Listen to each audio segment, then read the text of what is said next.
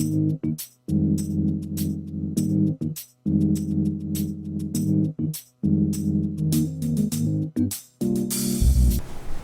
everybody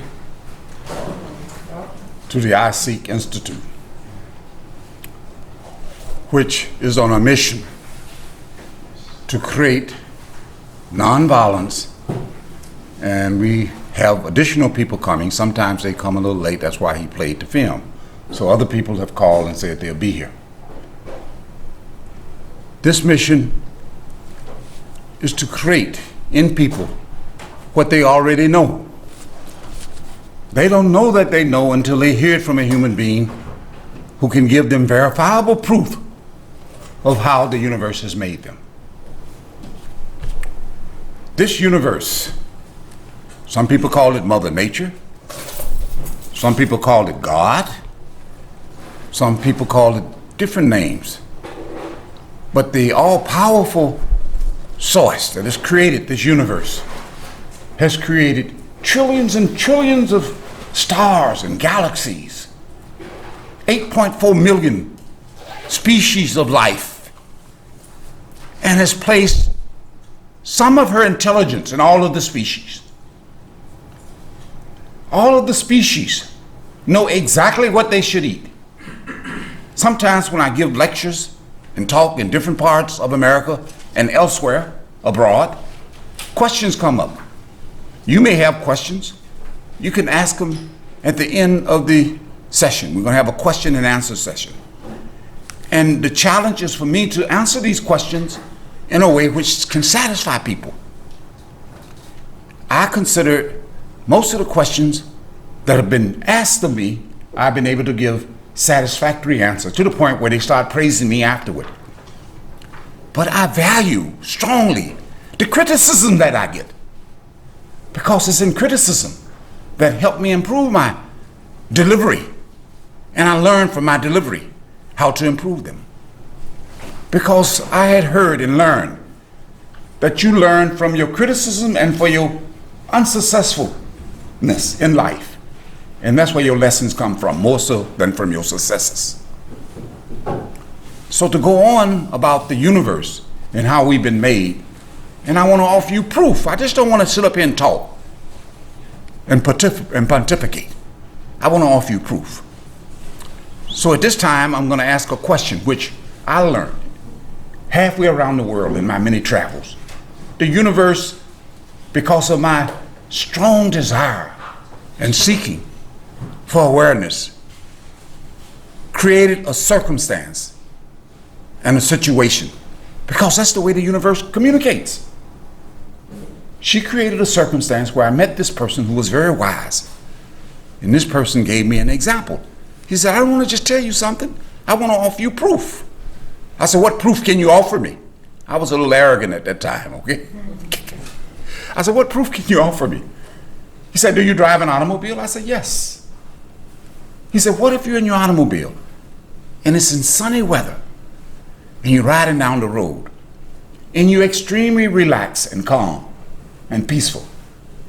If an animal suddenly rushes in front of you without thinking, he said, what is your first instinct? I'm going to call on somebody. Let me call on this gentleman who's hiding in the back of the room. What is your first instinct if an animal rushes in front of your car without thinking? That's 99% of the answers that people give. They say they stop.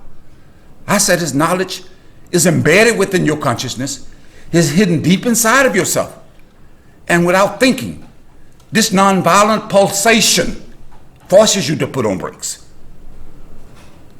But if somebody aggravates you and they tap the negative side of how you've been made, because this universe is made in a dualistic way.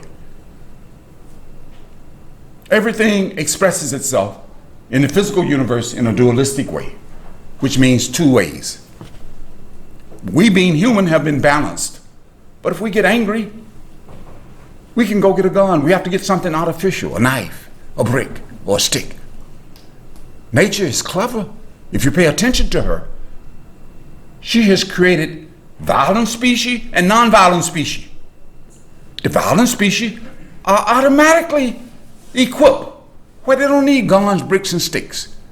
They can run fast, capture an animal, hold it down with its claws, bite its scissor-like, knife-like teeth into that other animal, bite a piece of meat off of it, chew it just a little bit because their mouth cannot move in a circle like the non-violent animals. These violent animals, lions, hyenas, tigers, etc., you can say dogs, their mouth move up and down. They can swallow their sliced meat in huge chunks without choking. On the other side, if you look at the non-violent animals, they have a small throat system. They have to chew their food in a slow manner. They are made to chew non-violent food, plant-based food. And they have to swallow it slowly. If they swallow it too fast, they can choke. You know they can't eat chunks of meat, right? We're not made like that. Nature did not make you like that. Look at your body. You did not make your body. Nature has created so many illusions in this world. I'll tell you a big illusion that she has created. She created the feeling that your parents created you. Your parents only participated in the process of passing on their genes. You belong to the universe. Nature made you. My parents messed me up as a child. They fed me a lot of chicken, fish, burgers, especially around the 4th of July. And you're looking at a reform addict now. I love this stuff. But once I met this person, he said there's food out there made from plants that look like, chew like, smell like meat, but made from plants. And he also told me something that's very obvious, which all of you have learned in high school, that the best type of nutrition that Mother Nature has created is sunlight and water. That's the best type she's created. But we can't eat the sun. Nobody can eat the sun. You can drink water. Plants are the only visible species that can eat the sun through photosynthesis, which you learn in high school, and drink water. She's done something else to the plants. She's put all of her effective and curative medicine inside of plants. You have a question before I finish? Okay, write them down. I'll give all of the answers and satisfy you. I thought your hand was up. But anyway, she's put all of her medicine inside of plants. Plants can cure and heal some of the diseases and ailments that we have. It can reduce obesity. It can reduce high blood pressure. It can make your blood flow through your veins easier without getting stopped up by the slime that you put in your body. There's a doctor in California. His name is Dr. Dean Ornish. Bill Clinton, if you Google this, when he was president and he was to attend his daughter's wedding, she wanted him to lose 20 pounds. And on Wolf Blitzer's program, it was on 6 o'clock news, Clinton said, an amazing thing happened when the doctor put me on an all plant protein diet. He said, not only did I lose the weight, but the stents that I had in my heart automatically open up and heal on their own. That's what plants can do. So this doctor practiced surgery without cutting up a person. He's in California. He does that. One of these days we'll get him down here and you'll get a chance to meet him and ask questions. So you don't have to overly rely on me, okay? But anyway, plants got all of the curative and medicinal cocktails for the human body. And nature has done this clever thing, not just for human beings. All of the species have an instinct that when they get sick, they know exactly how to fast, drink a little water and some liquid, and go get some herbs and grass. They get their medicine that way. They don't have to go to Walgreens or to any pharmacies. They know this. There existed 2,000 years ago a famous physician by the name of Hippocrates. How many have heard of Hippocrates? You've heard of him, ma'am? He lived in Greece. At that time, he was highly recognized physician who ate nothing but plant-based food. And he came with an important phrase, which this wise person taught me. Hippocrates said, "Let food be your medicine and medicine be your food." Remember that. He went on to say, his phrase and other phrases that he created is used in the medical arena even to today. Doctors, before they become physicians, they must pledge the Hippocratic Oath. I know you've heard of that, right? Do no harm. They practice that. Do no harm. They have to do that before they get their license. That's how they came up with this virus. They put their attention upon it. I'll talk about attention in a little while. After you have some food to eat, we'll get into attention and the beauty and the fascination of human attention. Because we all have intelligence. All of the species have intelligence. But we're the only human beings who have the highest. We have a small portion of the intelligence that the Creator or the universe has placed inside of our consciousness. But we're the only species that disobey because our mothers and grandmothers and generations of relatives messed us up. For years, Dr. Wordloff, we were trained by psychiatrists and psychologists that intelligence is fixed. We discovered that it's not fixed. It can go up and down with the duality principle. Depending on how you eat, food can calm your nerves down, can put you in a relaxed state, can get rid of a lot of the stress in the body, and make you more able to concentrate attention. There's in your folder, I don't have time to go into this now, but in your folder, you have something on, let me pull it out so you can take a look at it. You can read it later when you get home.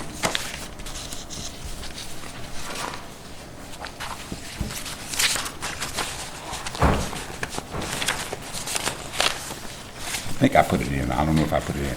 This is one part of it. There's another part which says that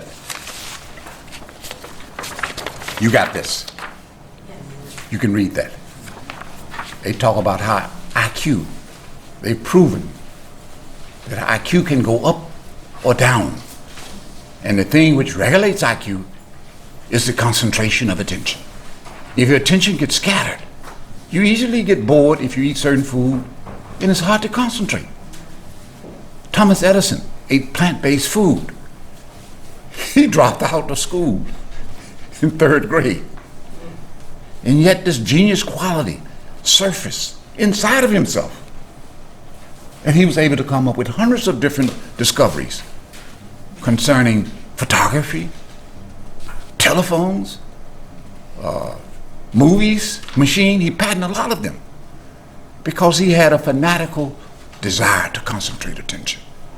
The more fanatical you can become, the more intensification or the more intensified you become in concentration of attention, the universe will respond. She has absolutely no choice but to give up its secrets. Dr. Carver is a proven genius of this nature.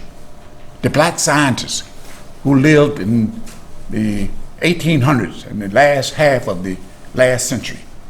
He was an ex-slave that they castrated.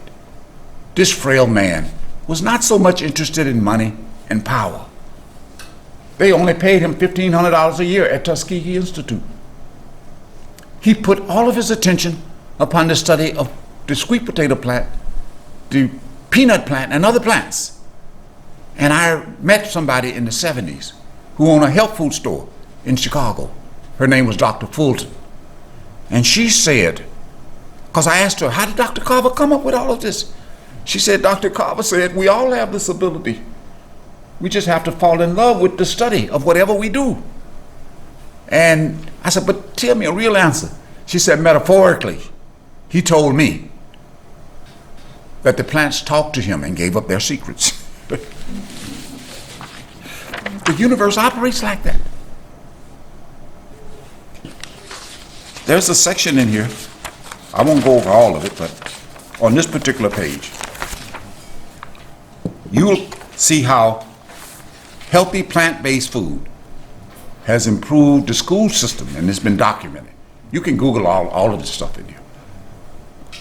Where children in Central High School in Appleton, Wisconsin, in the late 90s, were running all over the place, not knowing that they were not animals, because we all have some animalism in us, right?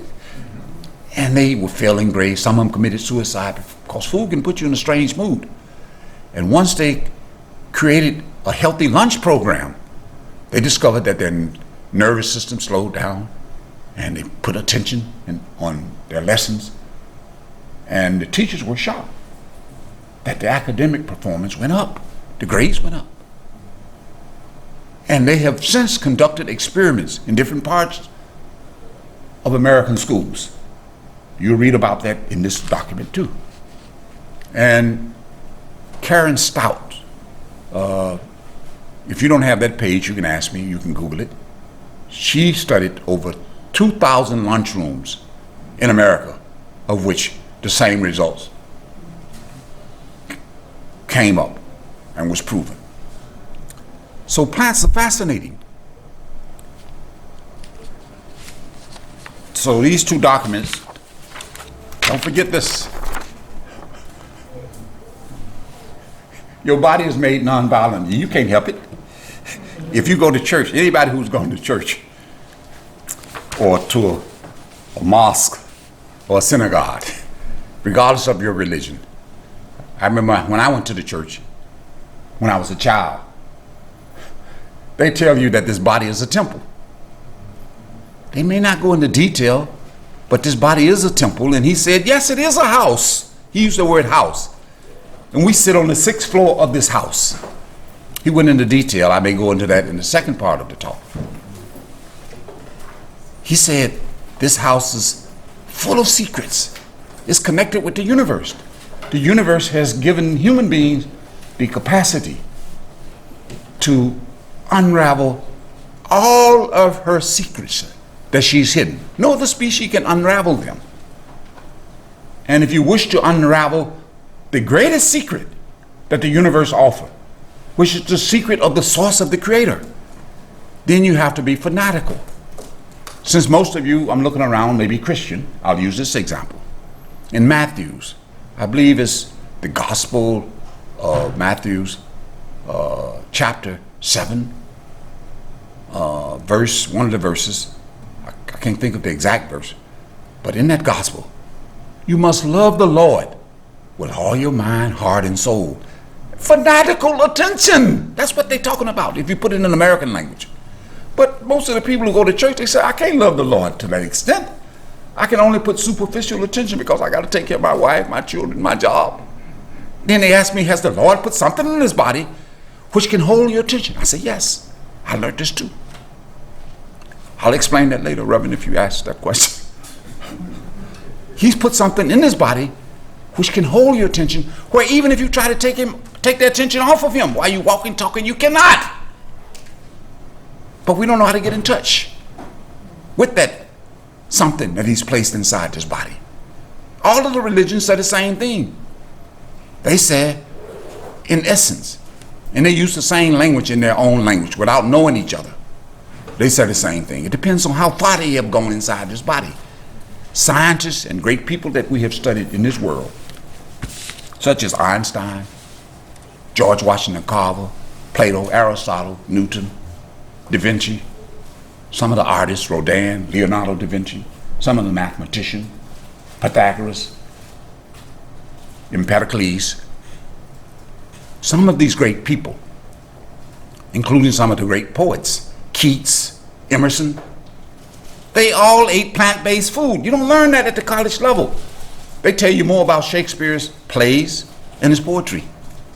They talk about Einstein's theories on light and relativity and his famous equation of E equals MC squared. They talk about this. But occasionally in some of the historical information, like Thoreau, he practiced civil disobedience, which was nonviolence. Gandhi believed in ahimsa, which is nonviolence. It's another name for nonviolence. And if you go deep into that, Dr. King said, love your enemies. He was quoting Christ. But he didn't, even Dr. King didn't understand it, because when the news people asked him, you know, Gandhi ate plant-based food. He said, I love my greens and ham hocks. Okay? He did not, the universe did not help him in that sense. Had it helped him, he may have changed. His wife changed before she passed away. She started eating plant-based food. So the universe is the entity which can help you through coincidences. This is a coincidence that you come in here today. It's a coincidence. So one thing about this universe, she has placed a minuscule amount of intelligence in the human body, more intelligent than in the lower species. But this minuscule intelligence can expand and grow. And if it becomes fanatical, even superficially fanatical in any area of pursuit, the secrets embedded within that activity automatically unfolds itself, automatically reveals itself to you. Whether you're Michael Jordan who loved basketball, you become one of the greats. Or Baby Ruth, you become one of the greats in baseball. Or Einstein, who was a dyslexic. I don't know if you know it, he flunked his entrance exam to the most famous and prestigious university in Germany. He flunked. And when he went to the Polytechnic Institute in Zurich, he said he was bored with his studies. He didn't like the way the professors taught. He cut classes. But he had a friend by the name of Marcel Grossman, who took notes for him. And Einstein admitted later in life that he took the notes, studied them, and passed the class. And he said to another friend of his who was close to himself, that Bessel said to me, and he shared it with several audiences, that only monomaniacs make great discoveries. Monomaniac is somebody who's insanely concentrated on a particular area of activity. And what gives them this ability to concentrate, the universe placed more love and more liking in them for this particular subject matter or this particular activity. Does that make sense? She does that. So, without further ado, let me go into nonviolence in greater detail. I talked about duality, violent species, nonviolent species. I talked about how the violent species are made and how the nonviolent species are made, and how nature has set up this process.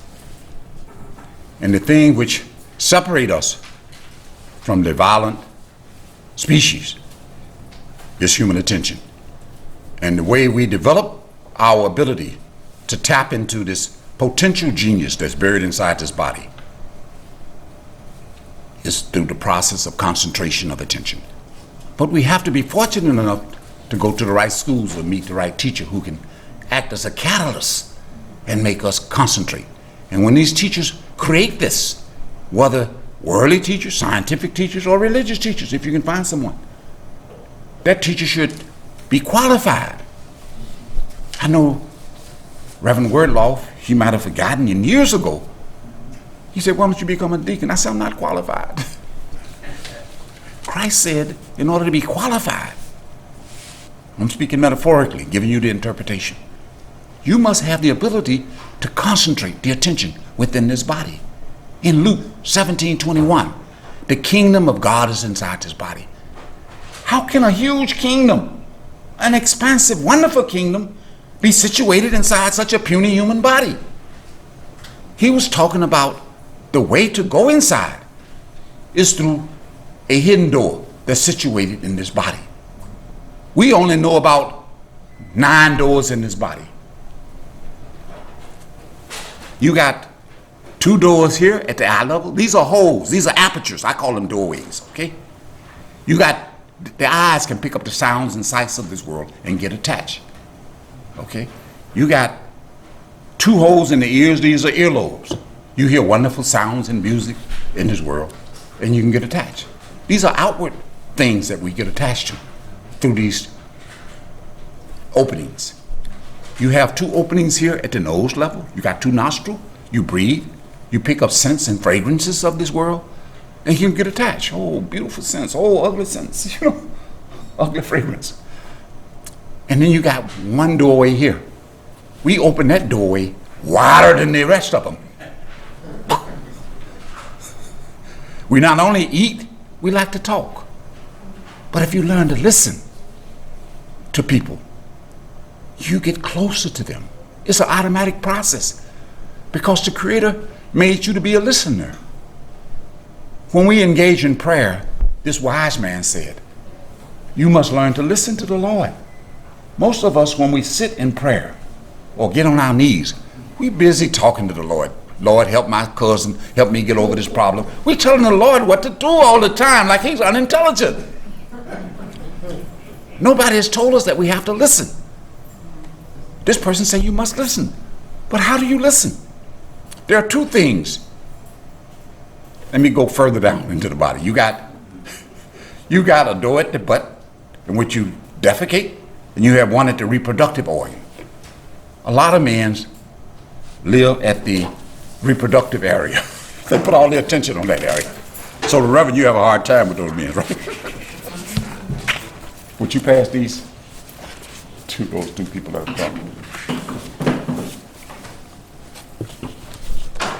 Okay.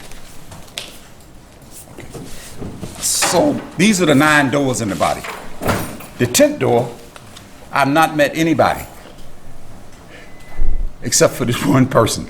There may be others in this world who can specifically describe where this door is located in the body. He also said there are 12 floors in this body. I said, what do you mean 12 floors? He said, sir, Professor Brinson, turn your back to me. Your consciousness is flowing throughout this entire body, from the head all the way down to your big toe. He called me by my name. He was standing behind me. I turned my head. He said, why did you turn your head? I said, because I wanted to see you. He said, no, you turned it because you feel you are sitting somewhere in the head. The bulk of you is situated in a special seat in the head. This seat is located right behind these 2 eyeballs. I'm going to take out $1. You can look at it later.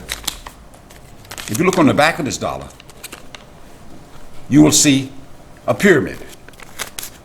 It's an old African Egyptian symbol. And in the Bible, they talk about this symbol in a metaphorical way. Christ in Matthew 6 chapter, 22 verse. If thy eye becomes singular, he's talking about the singularization of human attention. This door will open. It opens automatically. There are 2 ways to open this door. One is an easy and beautiful way in which nature has designed for it to open. And the other way is because of traumatic experiences that you have. A gunshot wound, a heart attack, a stroke. That forces the door open. Your eyes roll back in your head, and the door opens and you leave the body. But when you leave the body, before you cross this region of fear, because everything wants to stay in the body, even if you became an ant or worm and said, look, you can have a human life, you can live wonderful, you can be rich, you can look and stuff. The ant will say, no, I don't want to be a human being. We don't want to die, no matter how much the person has worshiped the Creator. Most people don't really want to die because the knowledge is such that you want to stay in this body. I was talking to a friend of mine at the back of the room. He's a Muslim. He was telling me years ago that one of his buddy had died. And I guess he died with a gun in his hand. And the police came and they had to almost cut his finger off. Because when we die, If we're afraid, we hold on to something as though that'll keep us in the body. But this thing that is in the body snatches you out. And if you want to smoothly go out and take a furlough out of the prison of these three covers that cover up your real self, you got to learn how to do this from somebody who knows how. And Christ was teaching his disciples how to do this. Peter was one of his chief disciples. He saw Christ doing all kinds of outside miracles on people, healing people that couldn't walk, couldn't see. And he thought he loved Christ greatly. Christ said, Peter, if I can modernize the language, yes, you love me. I know you're willing to go to jail for me, but Peter, when the cock crows 3 times, you'll deny me. Because you don't know how to furlough yourself out of this body. You have not perfected the art of listening to this thing which can pull you out. Can you think of anything more wonderful and fascinating than this? To have the ability to vacate this body at will. All your problems will have been solved with one stroke of the pen. You can solve all your problems if you had this ability. I said, what? He shocked me. I said, is this possible? He said, this body has been wonderfully and fearfully made. But you've not come in, and then the universe has not allowed you to come in contact with the right person who can show you this methodology.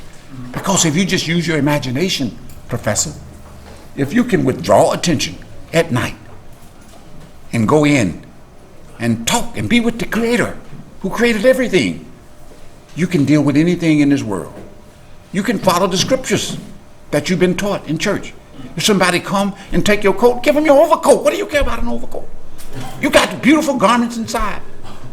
If they slap you on one cheek, you turn it because you can't feel it. You can turn, you can shut off that sense. And you can say slap the other one. You'll know exactly why they're slapping you.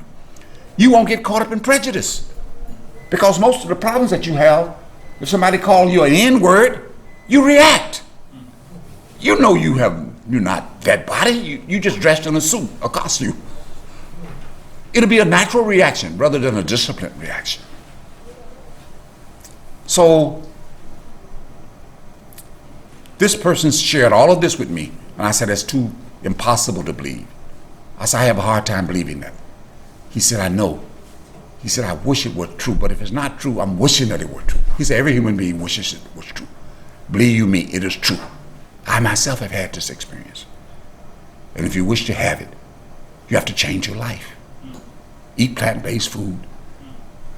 Try to listen to the Lord at night. And I'll teach you how to listen, because the only thing that comes in your listening apparatus is your silent tongue. What about, I gotta go to work. What about my kids? I gotta do this. I got to. That's what's blocking you. And you are at the 6th floor of this body. There are 12 floors. 6 above this level, the wakeful state, and 5 below. This is the halfway house. This body is a prison, and you're in the halfway house. And in order to have furloughs, you have to get the permission of the warden. Okay? And if you can have a furlough, if somebody wanted to put you in solitary confinement, you wouldn't mind. It would be like in a monastery. You can vacate the body at will if you learn this art. Go be inside and enjoy all of the heavens. Because in Matthew's 6th chapter, 15, Christ says to his disciples, I want you to be exactly like me. You should become exactly like me. Not lesser, not more. Any teacher can only take you to the stage in which they have gone, even in this world. And he said, the Father, this is a beautiful statement. The Father has given me everything. Everything that belongs to the Father belongs to me. Which means this physical, gargantuan creation is a playland.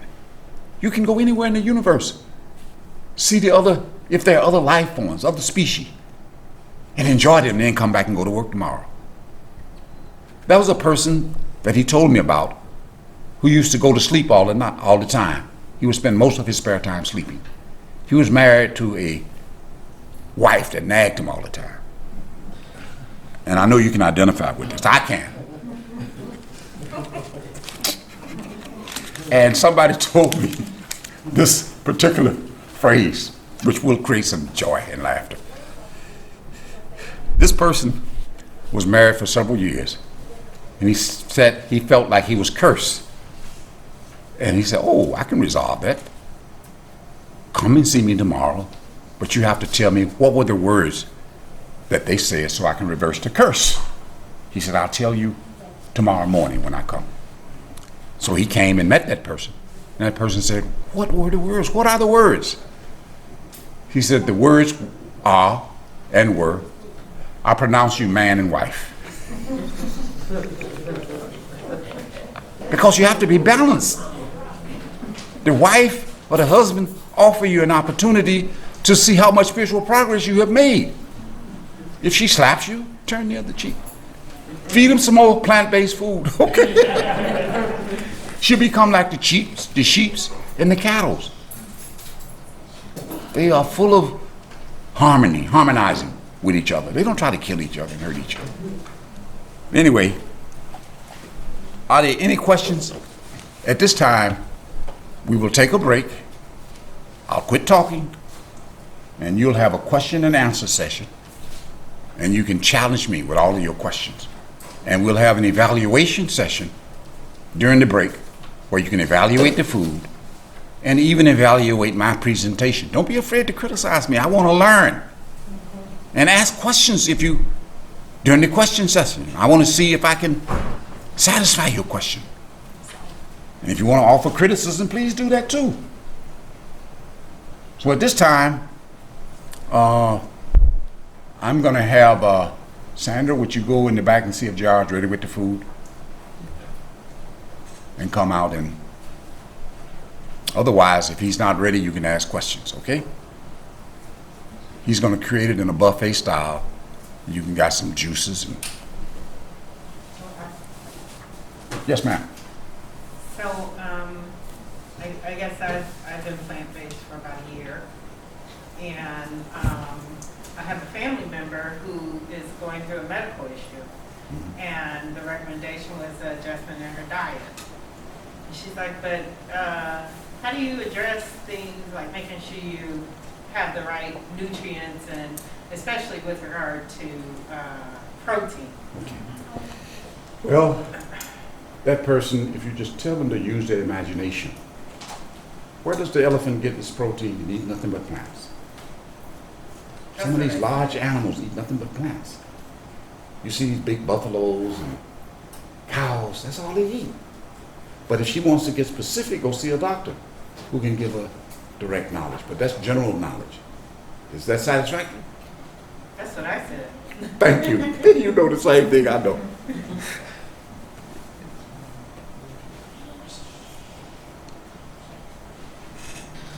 Anybody got any other questions?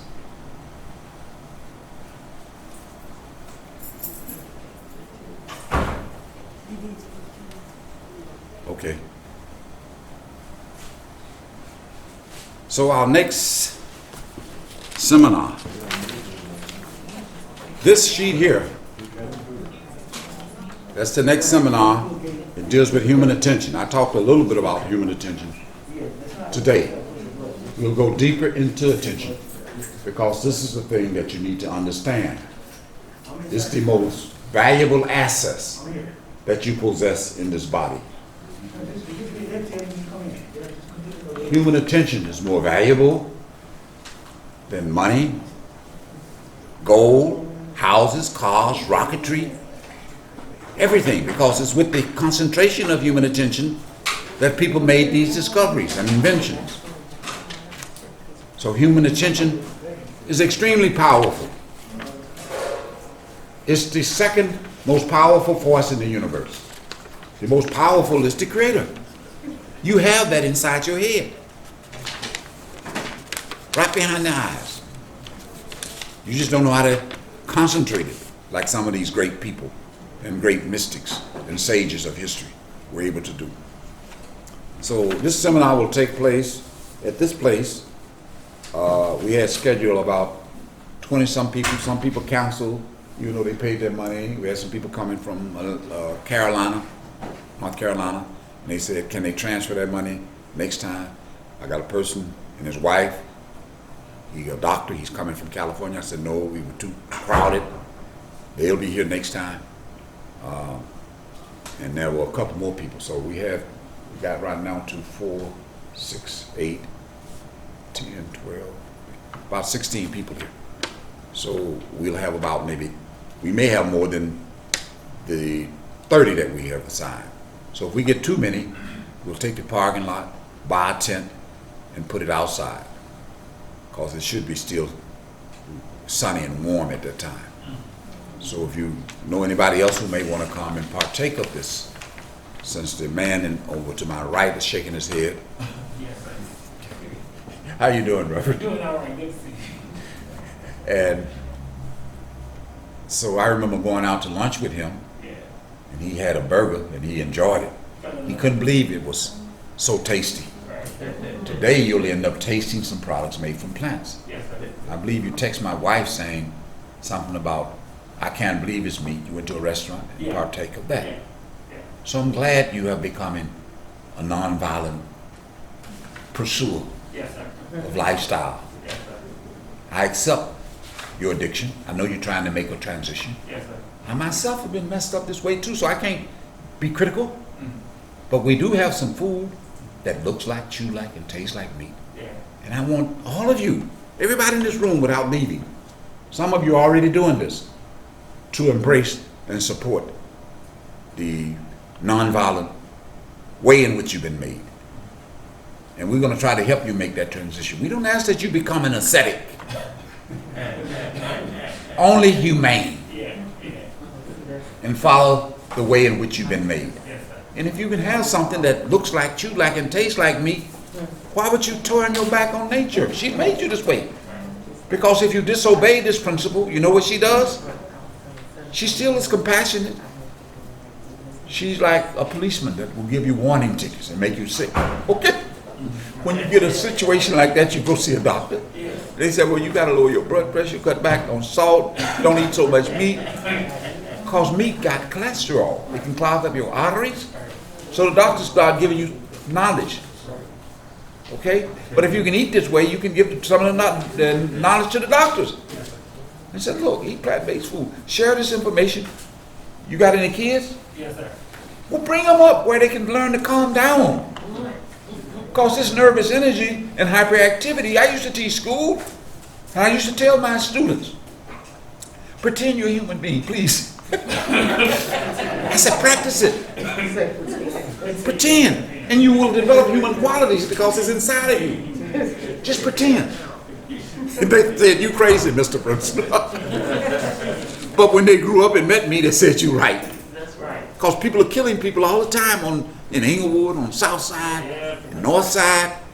They all go out and pick up unnatural instruments, guns, knives, and sticks, Oh, yeah. and shoot people.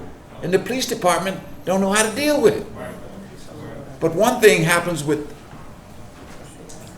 have a seat. Anywhere. How you doing? How you doing? Okay. I serve a pork chop like. Pardon me? I serve a pork chop like. Oh, we haven't perfected the pork chop. Oh, okay. What's your name? I'm John. This is Maryland. I'm John. Oh, nice to meet you, John. My pleasure. Yeah, I heard a lot about you. Oh, And you can ask all kind of questions. I love to be challenged. You missed out on some of the talk. Let me give you this. Would you pass these two to me? Because this particular sheet you have, since you have a scientific mind, thank you. read this. Study it on your own. You are a non-violent species. Okay? This is another sheet. Since you are highly intelligent, and your intelligence can grow if you understand scientific studies that have been made in school systems throughout America. Okay? This information can be Googled. It's not the information that I got. We just collected it and put it in a format for you to study it. Because one thing I've been taught, don't believe anything you see or hear. Try to get verification. And the only instrument you have to verify anything is human attention. You go to school, they say H2O is water, right? If you go in the chemistry lab and experiment, you can discover that. If somebody says something to you, which I've been saying some strange things. Are you a Christian? Yes, sir. Matthew 6:22. If thy eye becomes single, thy whole body shall be full of light. It means that there's a door in this body. If you open it, light comes, which is knowledge, awareness. Also, in the Bible, it talks about the 10th door. Matthew's 7th chapter. Knock and the door shall open. We don't know what the door is. So as you go deep into this, you'll make a discovery. If there's a door in your body, you'll discover it if you knew how to use your attention. Right now, you're using your attention locked into 9 doors. 2 here, these are opening. 2 here, these are earlobes. 2 here, 1 at the mouth. And I heard that you got a gift for the mouth, okay? Oh, somebody been doing the talking. Somebody been doing it. So this door, if you keep it closed to some extent, and you have a door at the reproductive organ and at the buttocks in which you defecate. But you on the 6th floor of this body, right behind these 2 eyeballs. If somebody call you, John, by your name, or your wife, and they behind you, you'll turn your head, right? You won't turn your arms and your legs, because even though your consciousness is flowing through the entire body, you operate from this seat in the head. You turn the head. You won't turn the arms and say, how you doing? And back. That's natural in you. But nobody's told you about these doors and openings. I call them openings. And when you die, this other door opens and you force out of this body. You go, your eyes roll back in your head and you go out. But then you'll discover you're not dead. There have been people who've been shot. I met a lot of individuals who told me they had heart attacks, strokes, and they died, and they watched the doctors and the nurses as the ambulance was taken them to the hospital in the emergency room. How many have seen the movie Ghost with Whoopi Goldberg and Patrick Swayze? Raise your hand. Look at it again. That movie is 95% accurate based on real research. You may think it's fantasy, it's accurate. Because when you get out of this body, you'll find yourself, if you have been murdered to some extent, like Patrick Swayze, trying to hit the man, trying to attack him, and protect Demi Moore. His hand went through the body of the person, because you're in a ghost body. But that body is made of light. It's not made of physical matter. It's made of a light type of matter. And that body can walk through walls. It can think and move and chase the ambulance. And for the first time, you can look at your body. That body can be bleeding from a gunshot wound. It can be clinically dead. I'll go into clinical death later in the next talk, in the next section. But when clinical death takes place, people have the feeling, who is that ugly person? For the first time, they look at their body in a three-dimensional form. They don't feel any pain. They can hear better. These senses, which are embedded on this body, they improve because they get released from the grossness and the trap of this physical body. You can see better. You can hear better. You can hear long distances. You can actually hear what's going on in another person's mind. Women are gifted with this ability even in this body. Men have this gift too, but women have been blessed. They are more spiritually advanced. They've been given this ability. They should not ego trip. The Lord has made them this way because they have this love in their body and they're made to take care of children. Men can run away. They're crazy. A lot of us are crazy. Women cannot run away so easily. And they're made like this. And so if they listen to a man, if we can teach, if we got some young people in here that want to teach some of these young girls. I had a lady who said to me, one of my wife's friends, about 4 months ago, she was supposed to come, but she was a little sick, so she couldn't make it today. She said she's not been with a man in 45 years. I said, why? She revealed herself to me over the phone. She said, I got pregnant, and I haven't been with a man for 45 years. I said, you're the right person. So if we have seminars with the young girls, we can teach them. Get the man attached to you first. Make him go to church, make him hold your hand, make him go meet your father. You know, they're going to try to run away from these activities. But if they get attached and that love starts flowing, maybe they'll become a good man and a more family man. But these boys are running the streets talking, oh, I got 3 or 4 in the oven. They talk like that. And she said, I used to hear this talk. And she said she learned a lesson.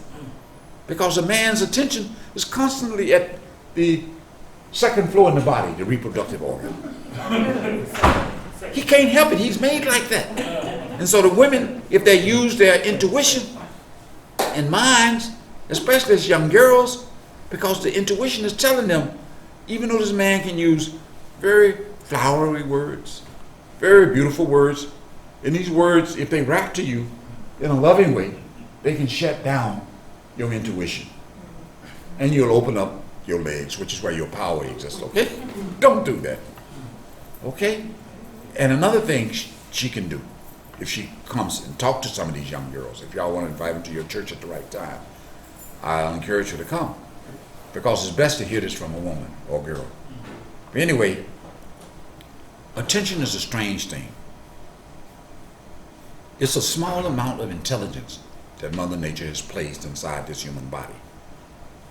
And it can expand and grow if you eat proper food. The food will help the attention grow because you're made that way. So the universe will help you grow in intelligence. If you read some of those articles, you will find that people who ate plant-based food, they automatically expanded their intelligence. Socrates, Plato, Aristotle, Da Vinci, Darwin, Einstein, Pythagoras, Edison, Shakespeare, Leonardo da Vinci, Rodin, Gauguin, all of these great people that we admire. Louis Pasteur, who came up with how to purify milk. These individuals concentrated their attention. Einstein, who came up with this wonderful equation of E equals mc squared. He conducted thought experiments in his head. He didn't like being around people. He admits that he could spend long hours in solitude by himself, concentrating on the universe. So much so that the universe gave up its secrets. That there's no difference between energy and matter. And taught him that time itself, which we take to be real, is not real. When Einstein won the Nobel Prize in the early 20s, and he was surrounded by a group of reporters who was shocked and said, how can you say time is not real? My body get old, I see people dying, I'm getting wrinkled, my children are growing up. How can you say such a statement? Einstein said that time is also unreal. And one day they'll prove it to you. Because if you can travel to approximate the speed of light, because time is connected with light and speed. So as you go fast in outer space, approximating the speed of light, time itself will slow down. And all of the instruments that you have in the spacecraft or on the fast-moving jet will also slow down. The computer, the watch that you're wearing, your metabolism, your heartbeat, your blood pressure, everything will slow down. And if you go at super speed and go way out in the galaxy for 10 years, you come back to Earth, which is your reference, original point. You'll be wondering, where's my mother? They took down the house. Oh, she's in so-and-so cemetery. She died 100 years ago. You said, what? You look at your face, you say, I haven't got that many gray hairs. I'm still looking young. What happened to my children? They also died. They're in this particular cemetery. Or they were cremated. You'll be shocked. That's the only way you can discover that time is unreal. He said, we have proven this, and they did prove it by putting atomic clocks on airplanes. And they predicted how much time would slow down if you move at great speeds. And they had an atomic clock on Earth. And they made an accurate mathematical prediction. But we feel time is real. We even feel this body is real. This body is not us. It's a prison. It's a house we wear in. And we sit on the 6th floor. We don't know how to go to the other floors. We live our entire lives on 2 floors. The wakeful state of consciousness, in which I'm talking to you now and you're listening to me, and the dream state, which we fall down into the body at this 5th floor. And from this floor, we create time and space. In the dream world, you can be a child, become old. You can look in the mirror if you get a chance to look in the mirror. I said to my sister years ago, I said, if you're dreaming, go look in the mirror in the house. And she did. She woke up and shocked. Because when she looked in the mirror, she had an experience which you had, Reverend. I won't share it with them. She saw she was a man. And she saw other people. People have dreams where they end up speaking the language of that environment. If they were Spanish, they can speak Spanish and they never studied it. If they were male, they dream that they were female and they wake up shocked. I had one of my relatives had 2 dreams. I won't tell you who he is. You may get to know him one day. He said he dreamed that he was in high heels. I said, how you know you were a woman? He said, because I was running. I said, how did your legs? He said, I was a white woman. I said, what? It's strange. I can tell you where these experiences are coming from at some later date. Not now. We've had these experiences. A child, when it's in the womb of a mother, I'm going off on a tangent. I'm trying to hold your attention. Am I doing a good job? Talking about these extraneous areas. When a child is in the womb of a mother, the child knows exactly how long it's going to live, how many marriages it's going to have, why it was born to this particular parent, whether it was white or black, why it was born in a particular country, how much money it's going to make. It knows all of that. But the minute it comes out, the doctor hit it on the butt, but the attention drops from a secret area in the body. It's on the peripheral area of the seventh floor. It's been placed there because nature put it there. If the baby attention drops to this level, it'll die. The blood, the suffocation, the heat, all of that will smother the baby. It'll die. But the seat can be awakened at birth. The child opens its eyes, look around. Who are these strange people? The child, oh, I know this person. The child wants to be in that particular person's arm and not that person, even though that may be the mother. It'll cry. You understand? That's how the child communicates. And as the child grows up, Dr. Ian Stevens, if you want to do research in this area, he's done a lot of research. I have a DVD tape by Cuomo, who did this report in the 80s. He come on TV now. He's a major reporter. And he interviewed this person who gave a strange story. And the father was a Christian. He didn't believe this crazy stuff. So his son was telling him at an early age. I remember as he was looking at a history book, his father was showing him a picture in a history book. He said, Dad, I got killed over Iwo Jima. I was in World War II. The father said, something's wrong with this boy. No. The mother said, maybe it could have happened. She didn't know how. So they called this particular doctor in. His name was Dr. Ian Stevenson. He came in to interview this boy. And I'll tell you more about that. Let me go off into another area. He interviewed a particular girl who had grown up. And if you want to read his book, he got photographs and everything of the girl. She was about 5 and 6. And she said, I was in America. I had come from my country to have an operation. And I was on the phone trying to call my daughter up. And during the operation, I died. And when I died, I took birth in another family. But her memory was fully intact. Normally, our memory is not fully intact. We have deja vu, vague Alzheimer from that doctor slapping us.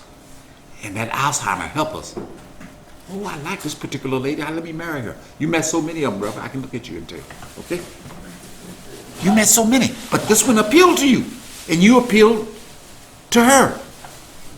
So your destiny is weaved up in this strange coincidental memory, which you can't put your fingers on. This person has specific memory. The boy I was telling you about and this particular girl. Her memory was so specific that when she met this doctor who was trying to get her out of this fantasy, because she said to her mother, you're not my mother. I got children. I live at this particular address. This doctor was fascinated with this information. So he tried to trick this girl. He wanted to see for himself if she was lying or just making up a fantasy. So he met the ex-husband and he met the ex-husband, he said, I want you to come to the hotel. I'm going to give you a few dollars. I want you to participate in a scientific study. I want you to meet somebody. And he told another man, I want you to dress in a brown suit. The husband is dressed in a blue suit. And I'll meet you at the hotel. So he said, let me take your daughter. He took the parents. I want to take her to my laboratory and do some studies on her. So he took her to the hotel. And he said, come on. I want you to meet your husband. He's sitting over there in the brown suit. She said, what you talking about? My husband's in the blue suit. That shocked the man, okay? How can a girl say she was married to this man? So she gave this man detail, which he could not dispute. He was in a state of skepticism when he heard this young girl. She said, don't you remember when we were on the honeymoon? And I had on this particular outfit. And I said, if something ever happened to me, would you remarry? He said, no. She said, you still keep your money in that particular bedroom? Under that wooden floor with a rug over it?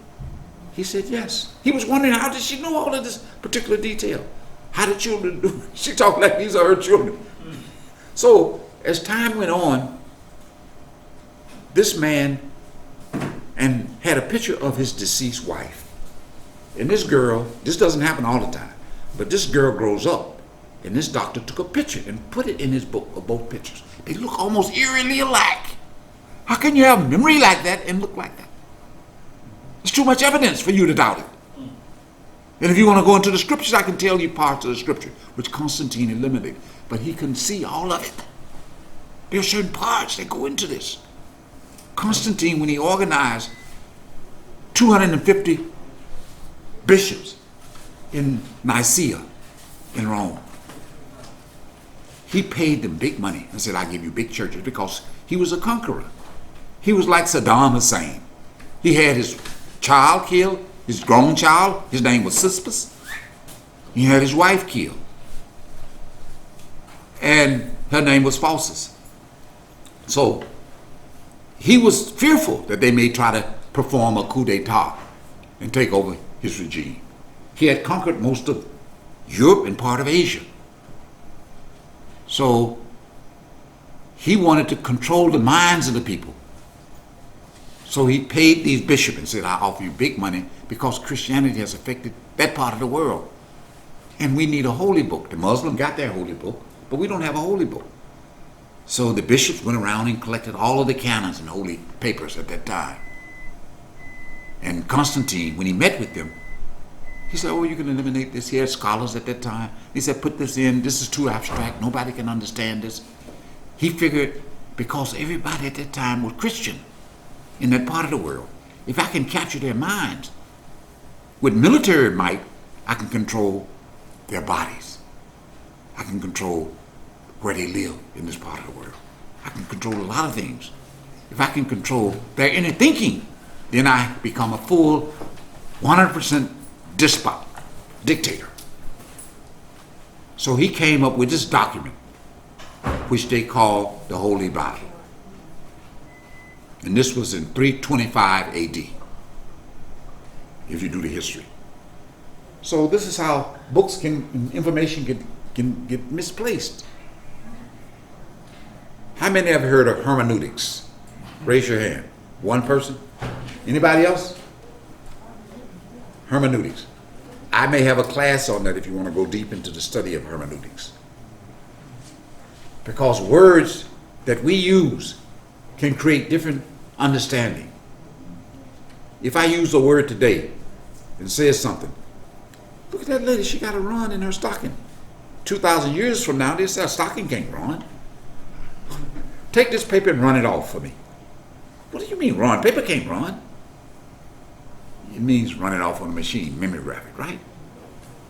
So run got over 20-some different definitions in the dictionary.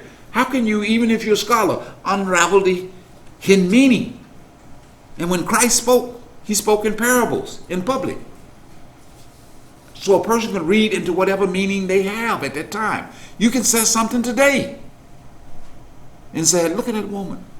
She's extremely ugly, and she can be the most beautiful woman, and people will laugh at you. And the woman will laugh, because she knows she's looking pretty, right? You can't put a wink in a dictionary on a piece of paper. You can misunderstand things. And that's what goes on. So these subject matters, I've been fortunate to gain an understanding from this individual. And he just didn't give me intellectual information, because intellectual information can give you the wrong understanding. You can get partial understanding. He said there's a way to verify. Go inside this body and see for yourself. Because the knowledge that you're seeking is rare and exists at the next level of consciousness. The knowledge of how this world been created, how the species have been created, what they're supposed to eat, all of this knowledge is there. But it can flow into this body in the form of intuition. You put no brakes. It can give you DNA information on how you sweat, if you want to get it that way. But if you want to get it the real way, go inside and see for yourself. Luke 17:21 is correct. But we don't know how to go inside this body. We just don't know. One day you'll be forced to go inside. And you'll say, oh, Princeton told me the truth. I didn't know it was like this. And you'll want to stay there. After this class, if you want to read about people who've had these experiences, I can recommend 2 books. If you want to write them down on the back of your sheet, I can give them to you now. Dr. Raymond, R-A-Y-M-O-N-D, Moody. He was a psychiatrist. And back in the 1980s, he went around to all these hospitals and was able to talk to over 1,000 patients, probably now more so. And when he talked to these patients, he discovered that they had clinically died and were resuscitated, which is a miracle. Because most people, when they die, they don't come back, at least right away. So you don't know what's going on. You left in the dark. They reported some of these experiences that they shared and created in the movie Ghost. And Betty Eady, Embraced by the Light, that's another book. She had a clinical death experience. And on one of the pages in the book, in the early part of the book, she talked about going through a tunnel, and she described it as the valley of the shadow of death. But prior to reaching that tunnel, she said she was in the hospital room and everything became dark. Her eyes were shut, and she heard a strange noise. All of the people who clinically die, they talk of the noise that they hear. And she said this noise got louder and louder and became extremely melodious, extremely beautiful and titillating and attractive. It held her attention. And she flew out of the body at speed greater than the speed of light. And she went into the higher regions of the astral world. That world is huge. It would make this world, with all of its trillions of galaxies, look like a small pebble that you find outside, like a rock, compared with the astral plane. The astral plane, if you take that, the entire galactic system with all of its trillions of stars and planets and moons, which becomes a little pebble, and put it in the Pacific Ocean. The Pacific Ocean would be the side of that region. And that's just one level of consciousness. It's not the highest level. This is the elementary school of the spiritual world. I'm sharing this with you. That's the elementary school. There are many mansions inside this body. The Lord is far away, way up. The Creator's way up. He's rarefied himself. He's made himself extremely rare for monomaniac seekers. A monomaniac is an extreme seeker. He's made himself rare. But we look for rarity in this world. Ask any woman. If you marry her and you give her a rare diamond, oh, she'll like that. She doesn't want a small little rock, right? She's looking for rarity. She's looking for a rare man too, who can cuddle her, protect her, take care of her. Woman is made to be taken care of. They made like this. Nature has made them to be receivers from the man. The man is a projectile. He projects, protects, and provides. He projects all the way down to the sperm. The woman just sits there and the sperm swim up there and fertilizes the egg. She doesn't have to do anything. The sperm is aggressive. It swims, it moves. The man is made like a mover. Okay? Does that make sense what I'm saying? I know you're shaking your head. But I didn't mean to talk about these reproductive issues too much. I just want you to see the consistency of the DNA in which this body has been made. But the main thing, if you read Betty Eadie, when she got into the heavens, she knew certain people. She spoke to them. And one figure she thought was Jesus.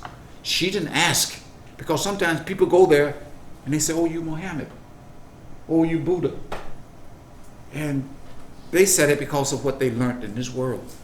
If they ask those individuals, are you that person? They'll tell them the truth. Because that's a region of non-deception. This is the only region where you can have fun and deceive other people. Even if you read their minds, they can say, no, you're not right. Look at Donald Trump, people. Even if you got films, they said, no, this was a tourist attraction. The soldiers and the people who watch that facility are mad at them. They get depressed. Some of them have committed suicide. And these Republicans are trying to change the votes. They're trying to count the votes, and they don't want us to win the election because Trump is thinking he can come back. Right now they got all kinds of laws and cases on them. But these Republicans, even though they graduated from Harvard, some of them are highly intelligent, but they shut down their intelligence because they're concerned with power and position. So you will see this process taking place in this world. Republicans, Democrats, duality principle operating even in politics, right? So duality creates a problem. You got to unify your consciousness. You got to singularize your attention, and knowledge will flow. But when you get there, you get verification, because your attention is the verifying instrument even in this world. You can verify everything. And even when you see, even when you use your senses, he said, they operate in a strange way. If you walk in somewhere and you see a lot of trees and you see birds and squirrels, but your attention is on a lot of squirrels, and somebody said, you went to that forest, you didn't see the birds flying around? You said, no. You didn't see the worms moving on the ground? You didn't see the animals walking around? He said, no, I saw the squirrels only. Attention, in order to see the other things, even though they're there, you have to set something in your head. Oh, look at that tree. When you set it, you get an image and the awareness takes place. It's strange that awareness can only take place when you recognize it and say it with some kind of sound or word in your head. Did you know that?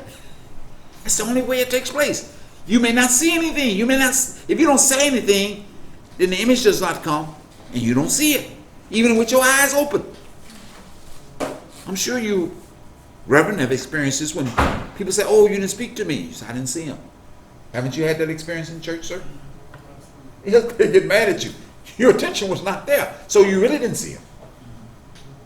That's how attention operates. But when you say this word, so-and-so, it registers. When you say anything, it registers. You communicate silently in your head about everything. You speak in strange sounds that give you the association of the meaning of what you're seeing. And if you can shut down this language, which is constantly running off at the mouth, silently, even when you're by yourself, it blocks your awareness. It won't allow you to expand your awareness. But if there's something in this body, which I'll talk to at some time in the future, that can shut down this running off at the mouth silently in your head and block your concentrational ability. I'll tell you about that later at some time. There's something in this body which can shut everything down and increase your awareness. Any other questions? I guess they prepare the food and he'll come in here and announce, and you can try the food, fill out the green cards, and also there's another something in here. This, let's see if I got it. Hope I brought it in. Professor, Yes? the food is ready. Okay, one more thing I'm gonna say. And then they can eat. You have a questionnaire form in this yellow folder. I don't have it up here. Pull it out. There are questions on it. An evaluation of the presentation of the seminar, a comment on how we can improve it, and some of the other classes and seminars that we offer. So JR, are you ready? Can they get up? Yep. Okay, let me shut my mouth, and you can open up your mouth and start eating.